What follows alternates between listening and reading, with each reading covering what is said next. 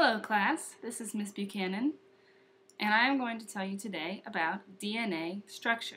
Make sure you have out in front of you a pencil, your notebook, and any other materials that you think you might like to have along with you while you view this video. You will need to write down each of these notes, anything in words, as I go along. Please feel free to stop the video, to pause it to allow yourself more time to write. You may go back in the video, you may go forward in the video. You will be responsible for the quiz at the end of the video, which will be supplied as a link on Edline. Okay, now begin. The DNA structure. Your objective for watching this video is afterwards you will be able to analyze the various parts of DNA in order to state, define, and describe DNA structure.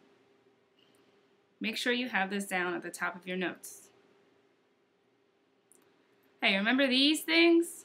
When we talked about macromolecules way back in the day in the fall. We have proteins, we have carbohydrates, lipids. Can you recall what each of these is for? We talked about proteins.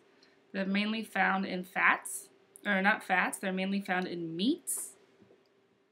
There are special proteins called enzymes that help your body in encouraging chemical reactions. We have carbohydrates, which are mainly sugars, such as glucose or cellulose. And we just recently talked about lipids in cell membrane structure. Does this look familiar? This is the cell membrane with our phospholipid here, our phospholipid bilayer.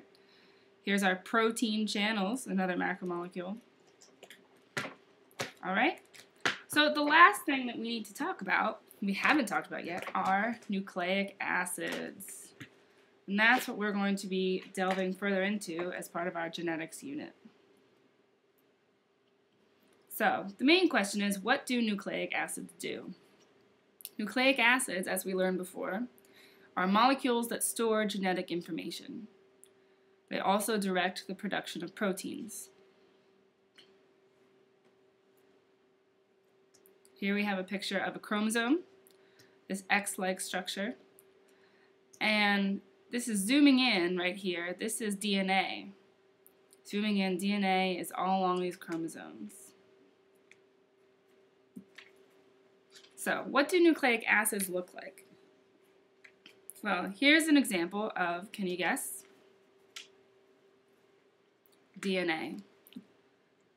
So, here's another example of DNA. Notice all these different colored bits on the inside of what looks like a ladder, all right?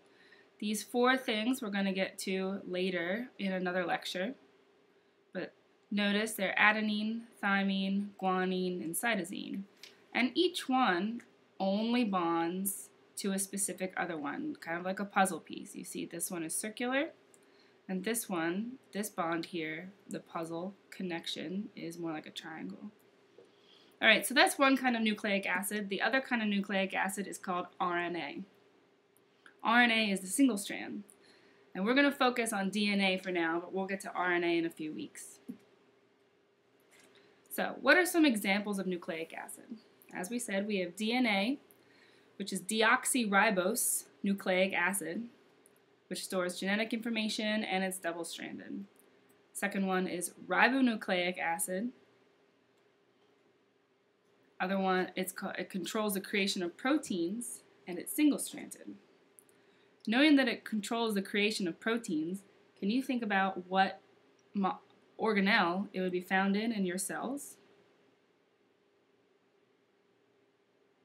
If you were thinking ribosome, you would be absolutely correct. Now, let's look at this word here, deoxyribose. Okay? What did this ending mean? Ose. When we talk, what kind of macromolecule would ose be? If you were thinking carbohydrate, you would be correct. Remember, carbohydrate is glucose, cellulose. All right, we'll move on. So, getting into it, what is DNA? As we said, DNA, also known as deoxyribonucleic acid, It's the molecule that contains your genetic information. DNA is stored in condensed bundles called chromosomes. And segments, or pieces of DNA, are known as genes.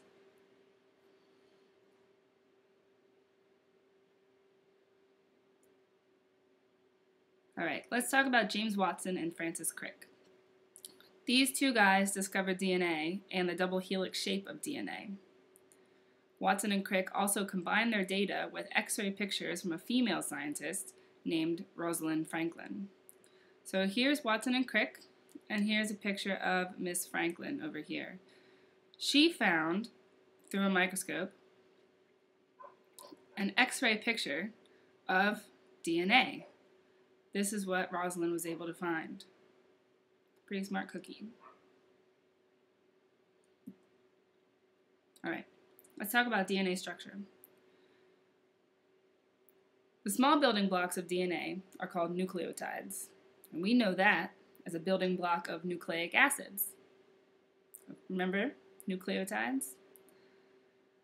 Another important part of DNA structure is it's a double helix. A double helix is two strands of DNA wound up like a spiral staircase. Also, we'll get into this in a few slides, the backbone of DNA are made of sugar and phosphate molecules. So let's talk about that double helix. Over here, we have a double helix made of a solid ladder and its shadow. Over here is an example of DNA double helix where, if you follow my arrow, it is going along the one strand. And now I will go along the other strand. These are two separate strands connected in the middle by our nitrogen bases. Something in every day that you've experienced, and I'm sure you will think about in the months to come, there are parking structures, parking garages, that are constructed in the form of a double helix. You ever notice that when you go up a parking garage, you never run into cars that are going down? Or if you're going down a parking garage, you rarely run into cars that are going up. Okay? So if you look in red, we'll start down here at the entrance. At the entrance and the exit, you see there are two different strands, just like DNA. If you follow the red all the way up, it's never actually going to intersect with that yellow. At the top, we're going to decide to go down, it becomes yellow, and that second strand is formed. Coils all the way down and exits. Alright, let's talk about nucleotides. Nucleotides, as you remember, are the building blocks of nucleic acids and the building blocks, coincidentally, of DNA. DNA is made of millions of nucleotides, and each of these small building blocks of DNA are made up of three things. One sugar molecule, which is deoxyribose, one phosphate group, and one nitrogen base. And over here is a picture for you, a simplified picture of what each of these things look like. Here is our sugar molecule, deoxyribose.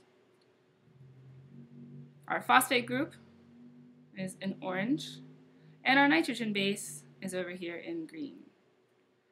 These two things are the outside of that DNA strand, and then these bases are the inside that forms the ladder. So let's have a closer look. There's the sugar in blue on the very, very outside. Nitrogen base in green, and all of these things in the center, the A, the T, the C, and the G, even though they're not all green, they're all nitrogen bases. Okay? Those form the ladder. And on the outside, we have the phosphate group over here in yellow, which is connected to the sugar. Here's another picture from a different view. Again, can you find the sugar? If you were looking at this purple pentagon, you'd be correct. And how about the phosphate group?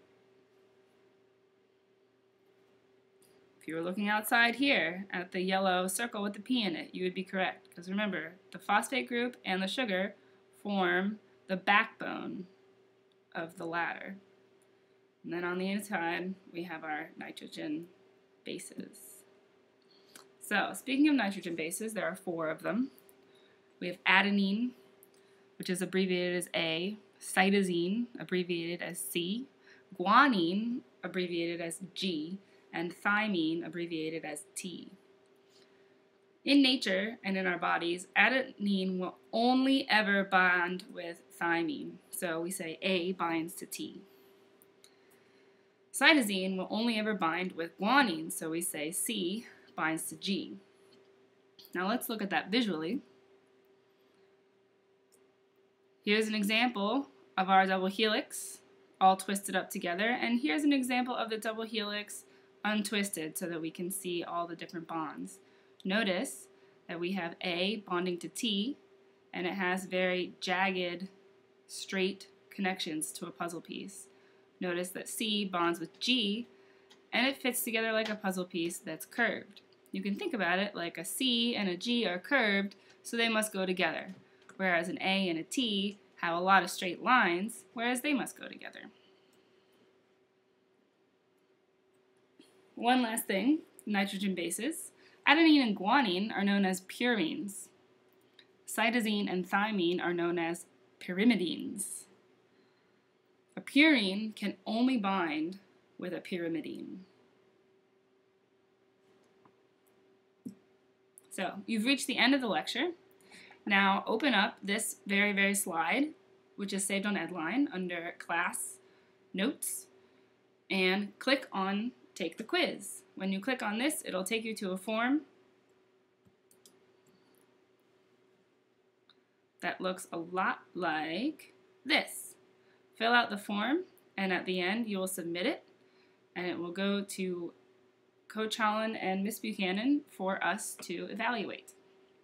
All right, I'll see you next time. I'll see you in class. Take care.